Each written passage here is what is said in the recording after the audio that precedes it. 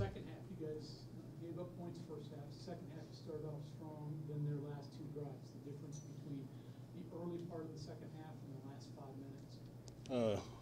We played a great Pitt team. They got things rolling as they should. You know, that's what happens when you play great opponents. You might be able to stop them, but they will get the ball rolling. But we got to come back and execute next week. What worked well for you rushing the passer today? Particular move, combinations? Yeah, from watching film all week, I kind of had a beat to where I know I could beat them with speed and not too much power, because I seen them get beat a lot with speed over watching film. Your quarterback seemed hard to get on the ground. You guys have trouble actually getting him on the ground. Was it just his size? Yeah, I'll say him being like, I believe he was like 6'4", 230.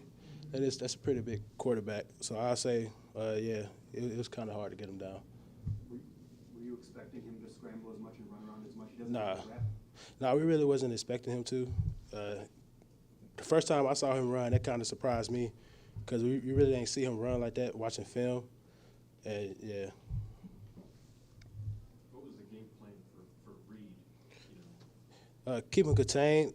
Don't let him, once he get the ball, don't let him, work his moves, get shifty, because he's a very shifty guy, and he could break one loose if he makes 3 people miss. So our game plan was really just rally around the ball. Don't let him do what he do.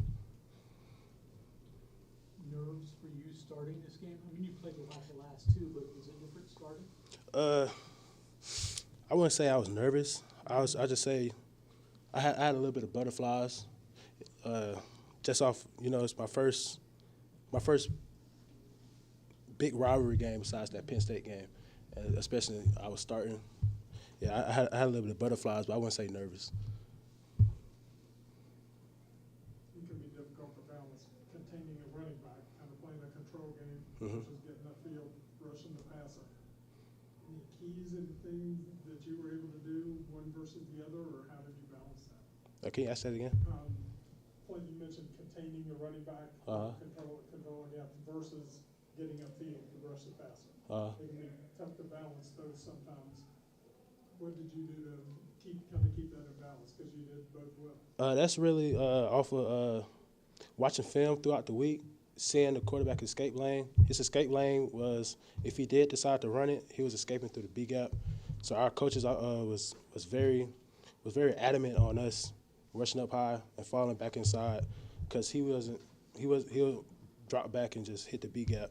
He didn't really try to run outside because he wasn't like a scramble type of guy. So he'll try to hit the B gap. The fastest way is a straight line. TJ, your emotions in the locker room right now? Obviously, I'm sure it's disappointing, but what it feels like. It sucks, but it's college football. You gotta take 1 week at a time. 1-0. Like Coach Brown always say, we gotta go 1-0 every week. We gotta get ready for this tough Kansas team that we got next week. TJ, is it any different playing defense those last few drives when they have a little bit of momentum, they're desperate, they gotta hurry, and it just feels like it's not like the first quarter? We practice that kind of stuff all the time. Like I was telling guys in the huddle, we do this every week. It's nothing new. But like I said at the beginning, we just got to execute better across the whole line, across the whole defensive line, linebackers, and cornerbacks. We all got to execute better. Okay, thank you very much, TJ.